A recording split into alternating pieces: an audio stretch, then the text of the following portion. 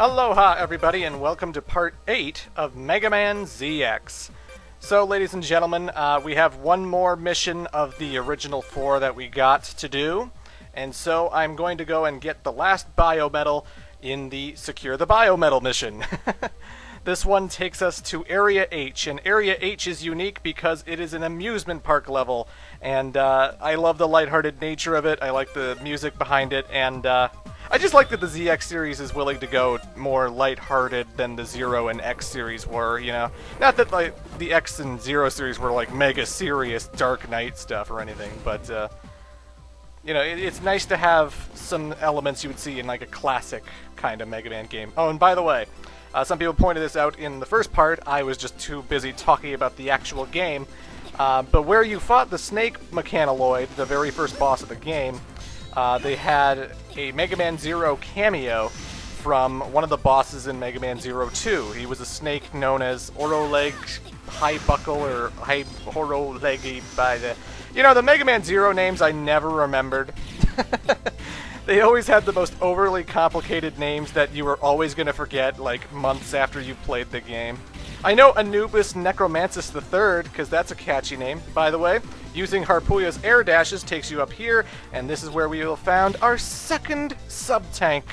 Again, there are 4 sub-tanks in the game.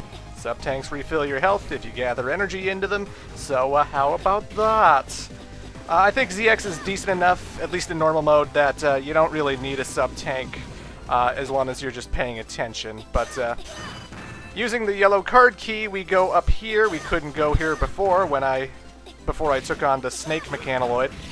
And it is here we will find Area H, but you know. Up here, to the left is the door, but to the right is a tree, which for the longest time I thought there was like nothing there. I thought it was just like a dead end that just led to nowhere. But actually, if you use Fafnir's punching ability, you can hit the tree and stuff will fall out. And sometimes an enemy can fall out too, like a Metsu will fall out, and then you'll have to fight it. But that's one of the cool abilities of Fafnir. His strong little punches can not only knock enemies flying, yeah, you might be able to knock something out of trees, why not? Anyway, ladies and gentlemen, we're in Area H! This is the freaking coolest place because it's entirely Metsu themed.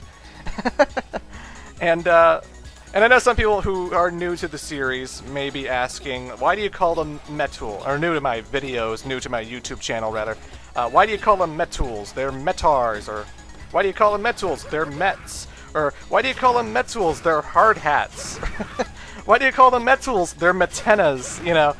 There's a lot of names that these guys go by. They are the Goombas of the Mega Man series. They are in every incarnation, except for Mega Man Legends, although I could argue that Bon Bon is a Metsu. Babu! Oh, and I'll get to Legends someday, don't worry. Sooner than you think. But where was I saying? Yeah, again, my first Mega Man game was Mega Man X. Or it may have been my second one. I think it was either Mega Man 1 or Mega Man X, but it was one of the first games I played. And, by the way, hitting that lamp, you create this little cloud dust of a Metsu. Doesn't really do anything, but there it is.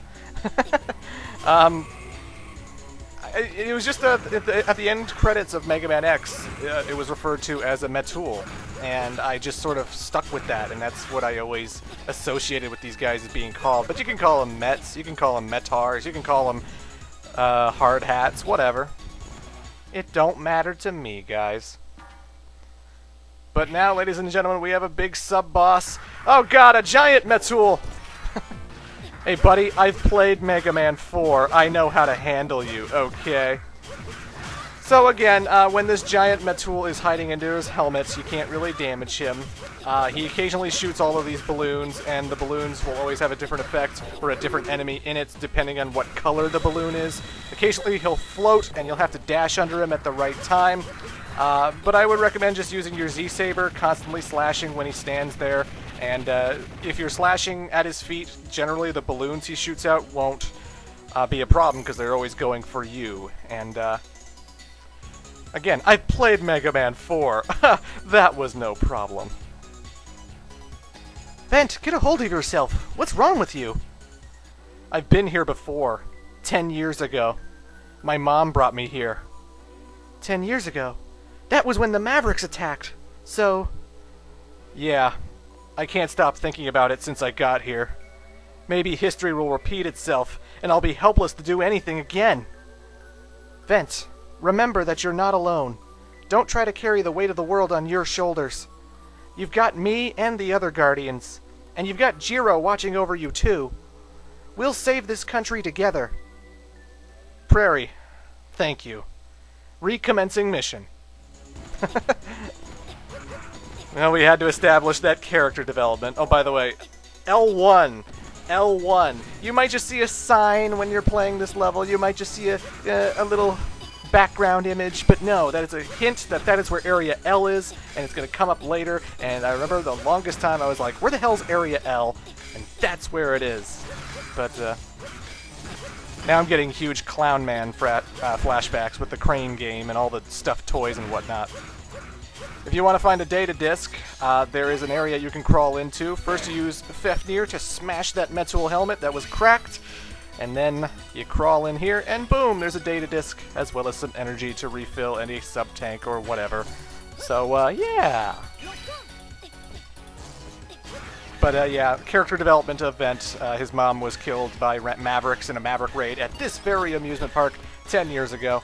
And if you're playing as Ale, the scene is pretty much identical. The exact same scene. So again, it's a Metsu park. The Metsuls have always been the same kind of enemy. They hide under their helmet, and when they do, they're easy to beat up on. Not when they're hiding under the helmet, but when they pop out, just slash, shoot, whatever. They're Metsuls. If you can't beat Metsuls at this point, if you played so many Mega Man games that Metsuls are giving you trouble, I'm sorry, pick a different game series to play, because I don't get it. How can you have trouble with Metsuls? What's wrong with you? I mean, I could understand maybe Mega Man X Command Mission, because then it's actually a strategy that they hide under their helmet, and then you gotta figure out how to get them out of that helmet, but God. Either way, folks, we've made it to the Pseudoroid. And this guy does not have a weakness. He has no elemental weakness. Ook, ook. So a Maverick has come to take me back, eh? I was having such a good time playing with my new powers in this place filled with such fond memories. Memories? 10 years ago, I was just another Maverick going wild in this place when Lord Serpent took notice of my talent. Now I'm one of his executive officers. Ook, ook. It's incredible. Your little story about 10 years ago eased my conscience. Now I'm not going to feel bad about taking you out. Wook! You're actually going to fight me? This should be a blast. I'll show you just how powerful the Pseudoroid Purprill really is. Woohoo! In case you're wondering why I gave him that voice, one of his most infamous lines when he's rushing up to the wall is woohoo! So, you know. His weakness is his giant arms. His big arms are his weakness, so if you hit them with the Z-Buster, the Z-Saber, whatever, that means you've cost yourself a level 4 victory. So what I always like to do is I like to shoot his legs, usually when he's crawling around on the ceiling. I don't like to shoot him when he's on the ground because his arms are right in front of himself, and this is generally the best time to do it. This guy can be a little bit notorious. Again, he does not have an elemental weakness. You can't use fire, ice, or electricity to shave this guy's health off really quickly. He's pretty much standard, you know. You might basically want to be ZX form in order to take this guy out. Occasionally when he climbs the ceiling, he will shoot these bombs that explode all over the place, or he'll shoot these wheels that bounce all over the place and then will explode. He does this thing where he turns into a buzzsaw, and I always like to drop down because you never know when the buzzsaw is going to get stuck to the wall, and then it's going to just create all these rock debris. The rocks can hurt you, so if I'm underneath the buzzsaw, I can at least not get hit by any of them, and then when he drops down, dash out of the way and stuff. But he doesn't always get stuck in the wall. Sometimes he just keeps bouncing, and then he just proceeds as usual. So I won't lie, the real problem is when he starts shooting his bombs and his wheels everywhere, because that's when he's bouncing all over the place, and he's always doing something, and without an elemental weakness, when I'm trying to dodge his arms, I'm just waiting for him to climb the ceiling, but for whatever reason, he's not doing it, you know? So the fight gets a little bit dragged out. But when I hear that, woohoo! That's when I know to Get ready for a Z-Buster shot. Otherwise, though, Purprill, the gorilla, he shouldn't be too bad. I mean, he is a heavy hitter, and I do think that if you're not ready for him, you'll be in a little bit of trouble. But as long as you just pay attention, as long as you just make sure that you're always dodging his rocks, that you're always under his buzzsaw and stuff, Purprill can... He can be defeated, you know. But we got our last biometal, ladies and gentlemen. Drowning in his own power. What an appropriate end for a lowlife that wanted it so badly. I am the biometal of the shadows, Model P. You fought bravely. Model X, since you are lending your power to this one, am I to assume the time has come? It has. Someone is trying to revive Model W.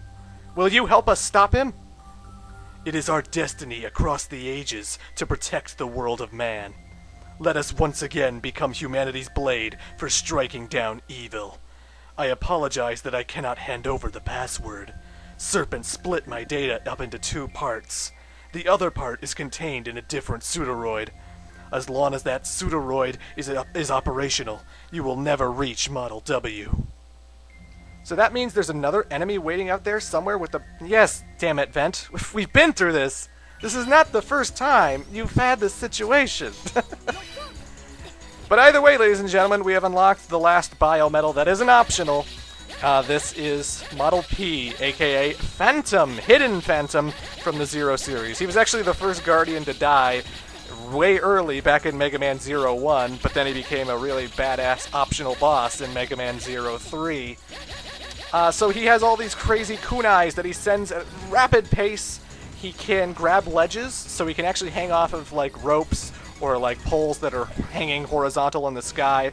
But he can also hang off ceilings as well, and he can always just stay on the ceiling. He won't lose his grip at all, and you can like rain daggers from the ceiling, and if they can't reach you up there, then it's a good tactical advantage, you know. HQ radar has spotted multiple Slitherink airships. Their fleet is flying full speed straight at us. Please get back here. We need your help. Unfortunately, I'm at a save room, not a transport room, so now I have to get through the rest of this level in order to get back to the Guardian HQ. But if you've taken out 4 pseudoroids, that scene happens. Again, you can take on the second parts of biometals after you've taken out the first part. Like if I took out High Volt, I can then proceed to take on Huracan, the person containing Harpuya's second biometal.